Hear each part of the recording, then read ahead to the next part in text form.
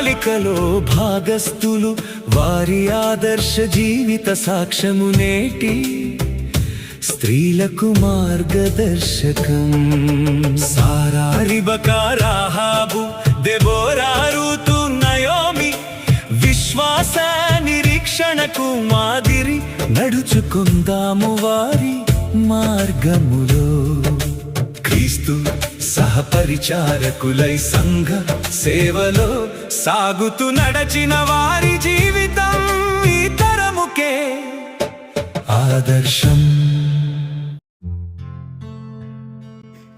Praise the lord.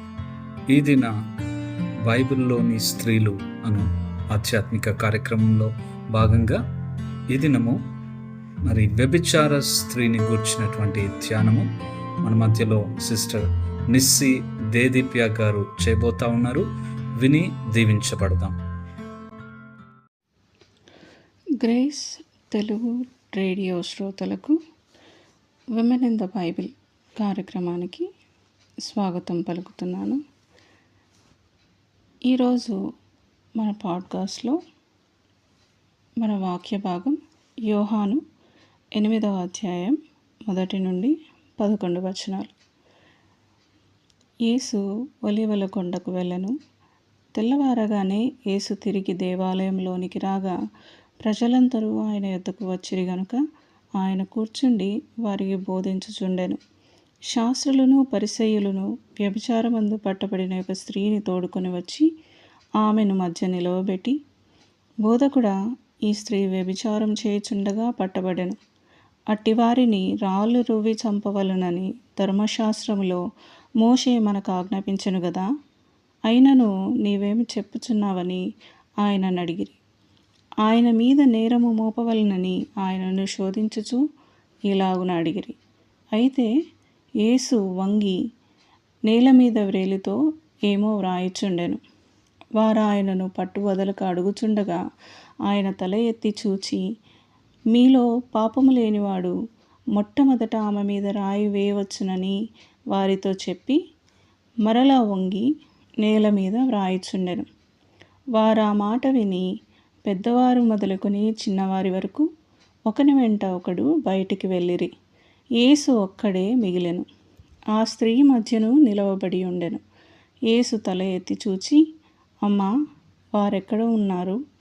ఎవరునూ నీకు శిక్ష విధింపలేదా అని అడిగినప్పుడు ఆమె, లేదు ప్రభువా అనెను. అందుకు యేసు, నేనును నీకు శిక్ష విధింపను, నీవు వెళ్ళి ఇక పాపము చేయకుమని ఆమెతో చెప్పాను. చిన్న ప్రార్థన చేసుకుందామండి. మహాపరిశుద్ధమైన దేవ, నీవే గొప్ప దేవుడవు, సర్వశక్తిమంతుడవు, సమస్తమైన మహిమా ఘనతకు అర్హుడవు. ఈ సమయంలో ప్రభువా, యోహాను 8వ అధ్యాయంలో ఉన్నటువంటి వ్యభిచారంలో పట్టబడిన స్త్రీని గురించి మేము ధ్యానించుచుండగా మీరే మా ప్రతి ఒక్కరితో మాట్లాడమని యేసుక్రీస్తు పరిశుద్ధ నామమున వేడుకొంచున్నాం తండ్రి, ఆమేన్. శ్రోతలారా, గమనించండి, యేసుక్రీస్తు ప్రభువారు మరి రాత్రంతా కూడా ఒలీవల కొండకు వెళ్ళి ఆయనకు ప్రార్థించే అలవాటు ఉంది కదా. అలా ప్రార్థించి తెల్లవారగానే మళ్ళీ దేవాలయంలోనికి వచ్చి ఆయన వచ్చినప్పుడు ప్రజలందరూ ఆయన దగ్గరకు వచ్చినారు కనుక వారికి అందరికీ అక్కడ కూర్చుండి ఆయన బోధిస్తూ ఉన్నాడు. ఆ సమయంలో శాస్త్రులు పరిసయ్యులు వీళ్ళందరూ ఒక స్త్రీని వ్యభిచారం మందు అంటే వ్యభిచారము చేయుచుండగా పట్టబడెను అని మరి 4వ వచనంలో ఉంది. సో ఆమె ఆ పాపము చేస్తూ ఉండగా ఆమెను పట్టుకొని యేసుక్రీస్తు ప్రభువు దగ్గరకు ఆమెను తీసుకొని వచ్చారు. ఒకసారి ఆలోచించండి, ఆమె కోణంలో మనం ఆలోచిస్తే అది ఎంత అవమానకరమైనటువంటి పరిస్థితి. చుట్టూ ఎంతమంది, చాలామంది ఉంటారు. మనము అదే సీన్లో గమనిస్తే అక్కడ పిల్లలు, పెద్దలు అందరూ కూడా ఉన్నారు. బహుశా ఆమె అంతవరకు మరి పాపము గుట్టుగా చేస్తున్నాను, ఎవరికీ తెలియదు అని అనుకుందేమో, మనకు తెలియదు. ఇది ఎవరికి తెలుస్తుంది అనుకుందో తెలియదు. కానీ ఒక్కసారిగా ఆమె పాపం చేస్తూ పట్టబడినప్పుడు ఆమెకు ఎంత అవమానం చూడండి. ఆమెను తోడుకొని వాళ్ళందరి మధ్యలో తీసుకొని వస్తున్నారు. అందరూ ఆమె వైపు చూస్తూ ఉండవచ్చు. బహుశా ఆమెను చాలామంది అసహ్యించుకొని కూడా ఉండవచ్చు. అంటే ఈ రోజున కూడా చాలామంది ఏమనుకుంటారంటే, దొరికితే దొంగ, దొరకకపోతే దొర అనే రీతిగా బ్రతుకుతూ ఉండొచ్చు. బహుశా ఆమె కూడా అలా అనుకుందేమో. అంటే ఆమెకు ఇది ఎవరికి తెలుస్తుంది అనుకుని మరి పాపం చేస్తూ ఉందేమో మనకు తెలియదు. అయితే ఒకానొక రోజు ఆమె పాపం బయటపడింది. ఆ పాపం బయటపడినప్పుడు అందరూ కూడా మరి ఆమెను ఎంతో అవమానించారు, అసహ్యించుకున్నారు. ఇప్పుడు ఆమెను తీసుకొని శిక్షించాలి అనే ఉద్దేశంతో ఆమెను తీసుకొని యేసుక్రీస్తు ప్రభువు దగ్గరకు వచ్చారు. అయితే ఇక్కడికి యేసు ప్రభువు దగ్గరికి తీసుకొని వచ్చిన వారి ఉద్దేశం వేరే ఉంది. ఆ ఉద్దేశం ఏంటంటే, ఆమెను శిక్షించడం ఒక ఉద్దేశం కావచ్చు, కానీ వారి ప్రధాన కారణం మాత్రం యేసుని ఇరకాటంలో పెట్టాలి. అంటే ఆయన మీద మనము గమనించినట్లయితే 6వ వచనంలో, ఆయన మీద నేరము మోపవలనని ఆయనను శోధించుచు ఈలాగున అడిగిరి. బోధకుడా, ఈ స్త్రీ వ్యభిచారం చేయుచుండగా పట్టబడెను. అట్టి వారిని రాళ్ళు రువ్వి చంపవలనని ధర్మశాస్త్రంలో మోషే మనకు ఆజ్ఞాపించెను గదా, అయినను నీవేమి చెప్పుచున్నావు అని ఆయనను అడిగిరి. సో ఇక్కడ ఏంటంటే, యేసు ప్రభు మీద ఏ విధంగా నేరం మోపాలి అన్నదే వారి ప్రధాన ఉద్దేశం. ఒకవేళ ఆయన ఆమెను రాళ్ళతో కొట్టండి, చంపేయండి అని చెప్తే అది రోమా సామ్రాజ్యపు రూల్స్కి, అధికారానికి విరుద్ధం. ఎందుకంటే అప్పట్లో రోమా సామ్రాజ్యం వెళ్తున్నారు కాబట్టి వాళ్ళ క్యాపిటల్ పనిష్మెంట్ అనేది, అంటే మరణకరమైనటువంటి శిక్షలు విధించగలిగినది వాళ్ళు మాత్రమే, వేరెవరు కూడా మరణకరమైనటువంటి శిక్షలు విధించకూడదు. కాబట్టి అది యేసు ప్రభు శిక్షించండి అని అంటే అది నేరమే అవుతుంది. అలా కాకుండా ఆమెను విడిచిపెట్టాలి అంటే అప్పుడు ఏమవుతుంది, ఆ పాపము అన్నది యేసు ప్రభువు సపోర్ట్ చేస్తున్నట్లుగా అనుకుంటారు. ధర్మశాస్త్రానికి అది విరోధం అని చెప్తారు. కాబట్టి ఇలా చంపేయాలి అని చెప్తే రోమా సామ్రాజ్యానికి వ్యతిరేకత అనని యేసు ప్రభువును అలా ఇరికించాలని, ఒకవేళ లేదు ఈమెను శిక్షించకూడదు, ఈమెను వదిలేయాలి అనేటటువంటిగా చెప్తే అది వారి రిలీజియన్, అంటే వారి మత విధానాలకు, ధర్మశాస్త్రానికి అది విరుద్ధం. కాబట్టి అలా యేసు ప్రభువును ఏది చెప్పినా వారు ఆయన మీద నేరం మోపాలన్న ఉద్దేశంతో అక్కడికి ఆమెను తీసుకొని వచ్చారు. అయితే యేసు ప్రభువు వెంటనే మరి అక్కడ రెస్పాండ్ అవ్వలేదు. ఆ విషయాన్ని మనం ఇంకొంచెం మళ్ళీ ఆలోచిస్తాం. ఇప్పుడు ఆ సీన్ని ఒకసారి మనం ఆలోచిస్తే అక్కడ ఎవరు ఉన్నారు? ఒక స్త్రీ ఉంది, వ్యభిచారంలో పట్టబడినటువంటి స్త్రీ. ఆమె చుట్టూ పిల్లలు, పెద్దలు, శాస్త్రులు, పరిసయ్యులు అందరూ ఉన్నారు. ఆమెను శిక్షించదలిచిన వారు అందరూ కూడా ఉన్నారు. మరి అక్కడ మిస్ అయిన ఇంకొక వ్యక్తి ఎవరో ఆలోచించారా? ఎవరు మిస్ అయ్యారండి? వ్యభిచారం అన్నది ఒకరే చేయగలరా? వ్యభిచారం అన్నది మరి ఒకరితోనే సాధ్యమా? కాదు కదా. ధర్మశాస్త్ర ప్రకారం వ్యభిచారం చేసినటువంటి స్త్రీని, పురుషుణ్ణి ఇద్దరిని కూడా శిక్షించాలి. ఇద్దరిని కూడా మరి రాళ్ళు కొట్టి చంపాలి. మరైతే ఆ పురుషుడు ఎక్కడ? చూడండి, అతను మరి మిస్సింగ్. ఆ పురుషుడు ఎవరైతే మరి ఈమెతో వ్యభిచారం చేస్తూ ఉన్నాడో ఆ పురుషుడు మిస్సింగ్. నిజంగా మరి వీళ్ళకు ఈ ప్రధానులు, శాస్త్రులు ఎవరైతే పరిసయ్యులు యేసు ప్రభువును మరి అడగడానికి వచ్చి ఉంటున్నారో వాళ్ళు మరి ఈ విషయం తెలియని వారా? తెలిసిన వారే కదా. మరి పురుషుడు ఎక్కడ, అతన్ని పట్టుకొని తేవాలి కదా. మనం ఆలోచిస్తే ఎందుకు అనాది కాలం నుండి కూడా స్త్రీని ప్రతి విషయంలోనూ నిందించేవారు, దూషించేవారే ఎక్కువగా ఉంటారు. ఏ విషయంలోనైనా కూడా ఆ నిందను స్త్రీ మీదకి నెట్టేస్తారు. మనం ఆదామును కూడా తీసుకున్నాం అనుకోండి, అసలు పాపం చేయొద్దు అంటే ఆ పండు తినద్దు అన్న ఆజ్ఞ తీసుకున్నది ఎవరండి? ఆదాము. నిజానికి మనం ఆ సీక్వెన్స్ అక్కడ ఆదికాండంలో రాయబడిన సీక్వెన్స్ చూస్తే ఆదాముతో డైరెక్ట్గా దేవుడు ఆ చెట్టును, ఆ ఫలాలను తినకు అని ఆ ఆజ్ఞను ఆదాముకి ఇచ్చాడు. ఆదాము అవ్వకు చెప్పిండొచ్చు, కానీ పాపం చేసినప్పుడు ఏమంటున్నాడంటే అప్పటి వరకు నా ఎముకలలో ఎముక, నా మాంసంలో మాంసము అని ఆమెలో సంతోషించినటువంటి వ్యక్తి, ఈమె నాలోంచి తీయబడింది అని సంతోషించినటువంటి వ్యక్తి, ఆ పాపం ప్రవేశించగానే, పాపంలో పడగానే ఏమంటున్నాడంటే నీవిచ్చిన ఈ స్త్రీ అంటున్నాడు.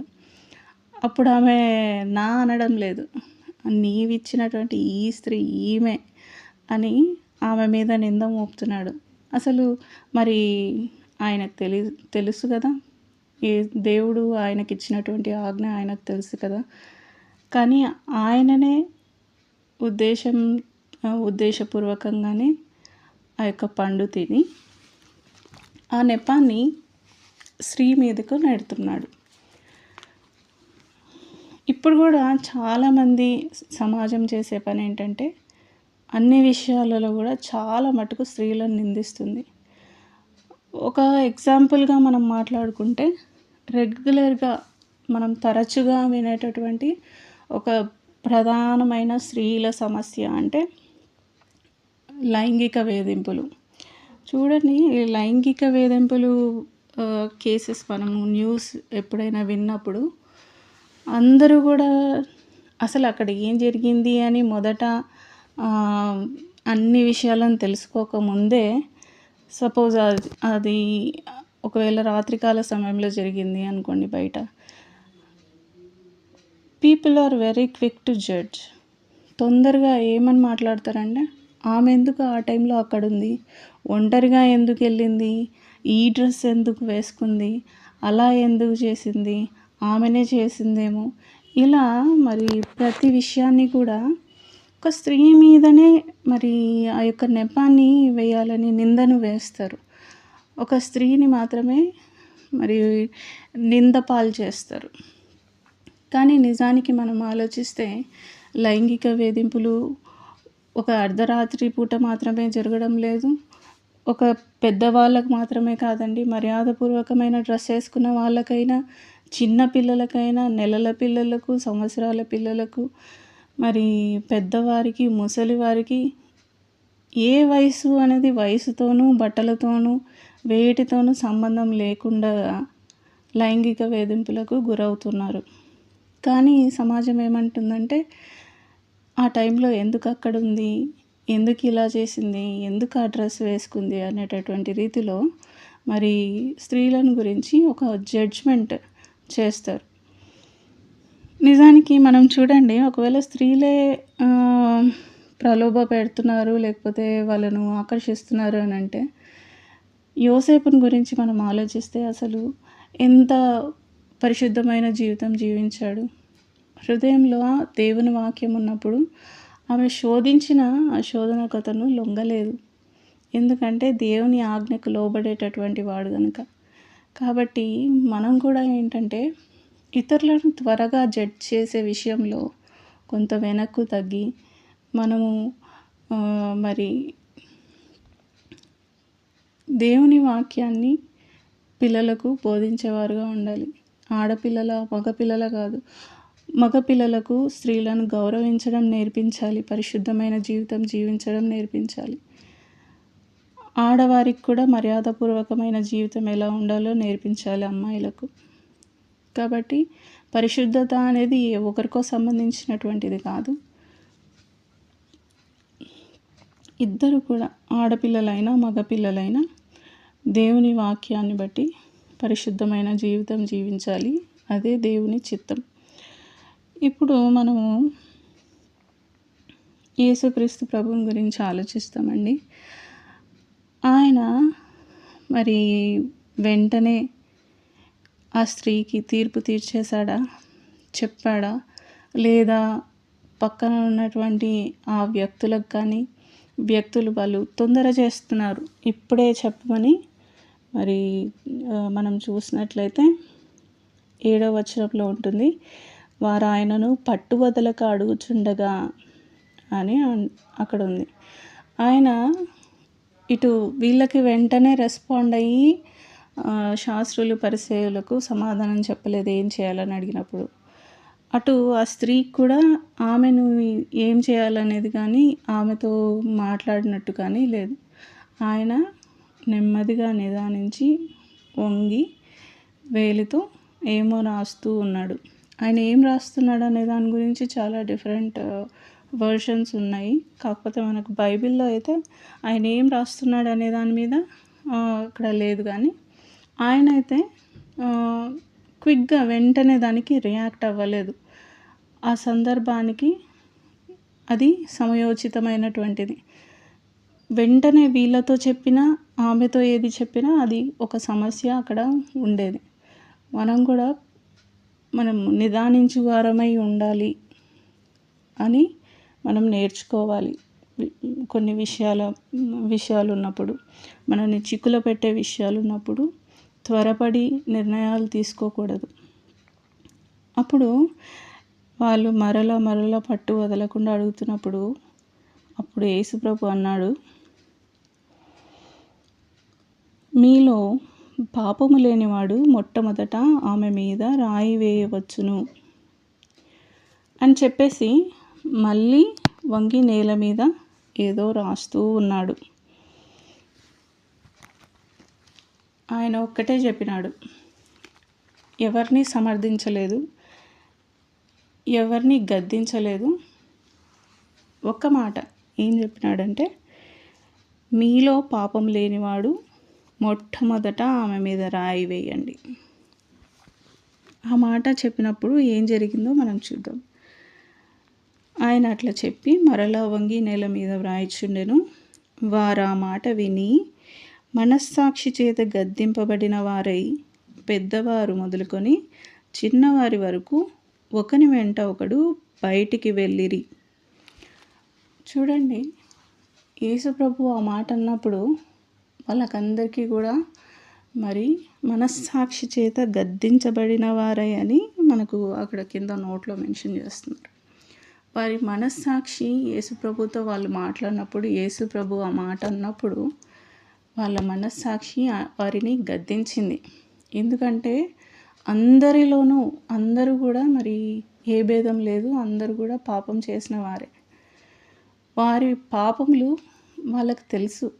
కానీ ఒకరి తప్పు బయటపడినప్పుడు ఏం చేస్తున్నారు చూసారా? వారి పాపాలు వాళ్ళకి తెలియకుండా ఉంటాయా? వారికి తెలుసు. అయినప్పటికీ ఆ బయటపడిన పాపం ఎవరైతే పాపంలో పట్టబడినారో వాళ్ళని శిక్షించడానికి వాళ్ళు రెడీగా వచ్చి ఉన్నారు. చాలామందిని చూస్తూ ఉంటాం కదా, ఏదైనా గొడవ జరిగితే చాలా ఉత్సాహంగా వాళ్ళ చుట్టూ చేరి వాళ్ళని ఇబ్బంది పెట్టడానికి, వాళ్ళని శిక్షించడానికి, వాళ్ళని కొట్టడానికి మరి వస్తూ ఉంటారు. నిజానికి ఇక్కడ దేవుడు అడిగినటువంటి, యేసు ప్రభు అడిగినటువంటి ఆ ప్రశ్న ఇంట్రాస్పెక్ట్ చేసుకోమని చెప్తుంది.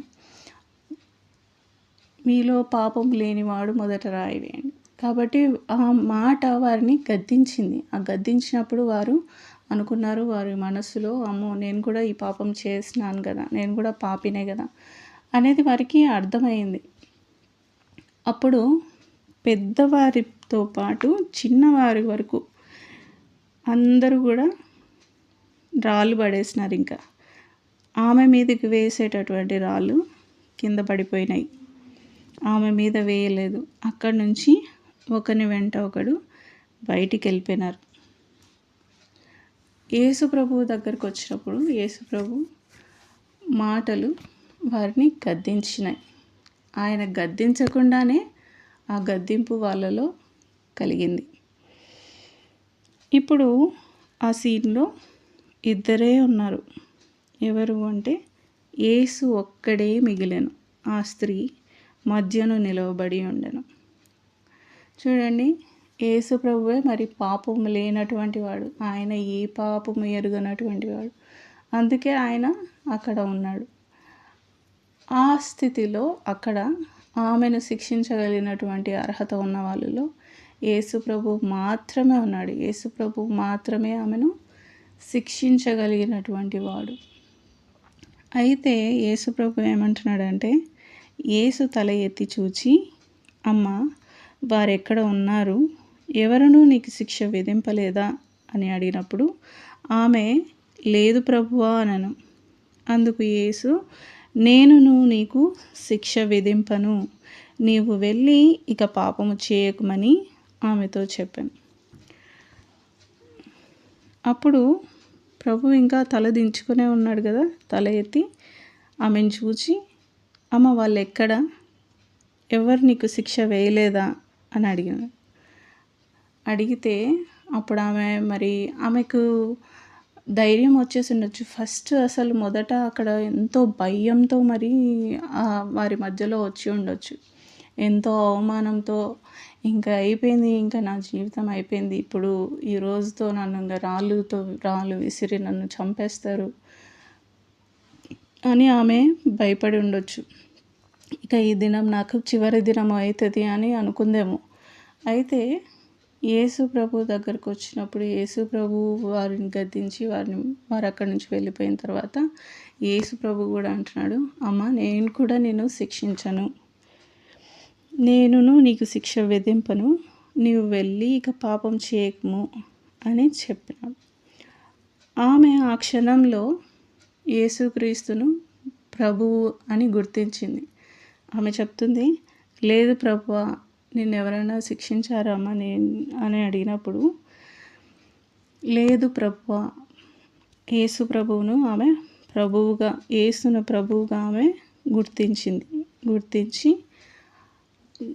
గుర్తించినప్పుడు యేసు ప్రభు దగ్గర ఆమెకు క్షమాపణ దొరికింది. ఆమె క్షమింపబడింది, ఆమె పాపం క్షమింపబడింది. చూడండి, ఆమె అది పాపమని తెలిసి చేసిందా, తెలియక చేసిందా? వ్యభిచారము తప్పు అన్నది ఆమెకి తెలుసు.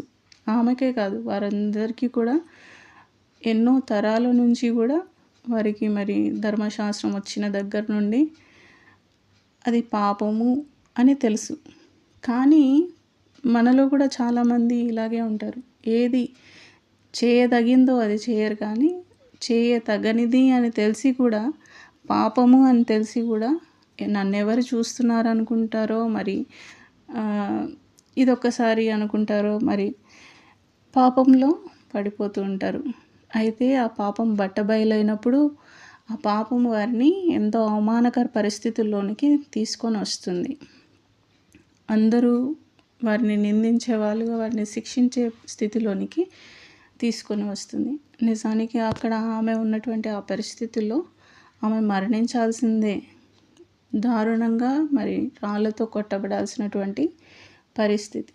అయితే యేసు ప్రభువు ఆ స్థితిని మార్చివేశాడు కంప్లీట్గా. ఆమె మరణిస్తాననుకున్నటువంటి ఆమెకు నూతనమైనటువంటి జీవితాన్ని యేసు ప్రభు అనుగ్రహించాడు. ఆమెను, నేను కూడా శిక్షించనమ్మా, నువ్వు వెళ్ళి ఇక పాపం చేయకున్నాడు. అలాగని యేసు ప్రభు పాపాన్ని ఖండించకుండా యేసు ప్రభు దాన్ని వెనకేసుకొస్తున్నాడు అంటామా? కాదు. ఆయన శిక్షను ఆయన మీద వేసుకున్నాడు. ఆ కలువరి సిలువలో ప్రాణం పెట్టినాడు. దెబ్బలు తిన్నప్పుడు, రక్తం కార్చినప్పుడు, లోక మానవాళి అందరి కొరకు, ఈ పాపాత్మురాలైనటువంటి, ఈ వ్యభిచారంలో పట్టబడినటువంటి ఈ స్త్రీ కొరకు కూడా ఆయన కలువరి సిలువలో శిక్షను అనుభవించాడు. కాబట్టి ఆయన ఆమె పాపాన్ని అక్కడ క్షమించి వేసినాడు. ఆ స్త్రీ మాత్రమే కాదు, ఈ దినాన మనం కూడా మరి తెలియదులే అని ఎవరికీ తెలియదని పాపంలో ఉంటున్నామేమో, లేదా చిన్నదే కదా అని వేరే పాపాలలో పడుతున్నామేమో, పాపమని తెలిసినా ఏమవుతుందిలే అని ఉంటున్నారేమో, లేదా ఇంకొక రీతిగా ఆలోచిస్తే ఇంత గొప్ప పాపాన్ని, నా పాపాన్ని ఎవరు క్షమిస్తారు అనే స్థితిలో కూడా ఉండవచ్చునేమో. యేసు ప్రభు అంటున్నాడు, ఎటువంటి పాపాన్నైనా ఆయన క్షమించేటటువంటి వాడుగా ఉంటున్నాడు. మనము ఒప్పుకొని మన పాపాన్ని ఆయన దగ్గర విడిచిపెట్టే వారంగా ఉంటే ఆయన క్షమించే దేవుడుగా ఉంటున్నాడు. ఎంత పెద్ద పాపాన్నైనా ఆయన క్షమించేవాడుగా ఉంటున్నాడు. ఆయన మన లోక పాపములను మోసుకొని పోవు దేవుని గొర్రెపిల్లగా ఈ లోకానికి వచ్చి ఉంటున్నాడు. అయితే అది సమయం ఉన్నంత వరకే. ఇప్పుడు మరలా ఆయన రాబోతూ ఉంటున్నాడు. ఎవరైతే వాక్యం విని వారి జీవితాలను సరిచేసుకోలేదో, యేసుప్రభు ఆ స్త్రీతో కూడా చెప్పాడు, ఇక పాపం చేయకు అని చెప్పి పంపించాడు. మరి మనలో కూడా మరి యేసుప్రభు రాకడ ఆలస్యమవుతుందని మరలా పాపంలో పడేవారుగా ఉంటున్నారా? ఏమవుతుంది అని నిర్లక్ష్యంగా ఉంటున్నారా? మరలా యేసుక్రీస్తు ప్రభు రానై ఉంటున్నాడు. అయితే ఈసారి ఆయన క్షమించడానికి, లేకపోతే మన తప్పులను మీదే వేసుకోవడానికి రావడం లేదు. తీర్పు తీర్చడానికి న్యాయవంతుడైనటువంటి దేవుడిగా వస్తున్నాడు. ఆయన న్యాయవంతుడు కనుక మనకు కృపాకాలం ఉండగానే ఆయనను అంగీకరించాలి, రక్షణ పొందాలి, పాపాన్ని ఒప్పుకొని ఆయన ఎదుట విడిచిపెట్టాలి, పరిశుద్ధమైనటువంటి క్రొత్త జీవితాన్ని ప్రారంభించాలి. అటువంటి పరిశుద్ధ ప్రారంభించే మనస్సు, పాపములను ఒప్పుకొని విడిచిపెట్టేటటువంటి హృదయం, నూతనమైనటువంటి జీవితం దేవుడు మనకందరికీ కూడా అనుగ్రహించునుగాక. ఆమెన్.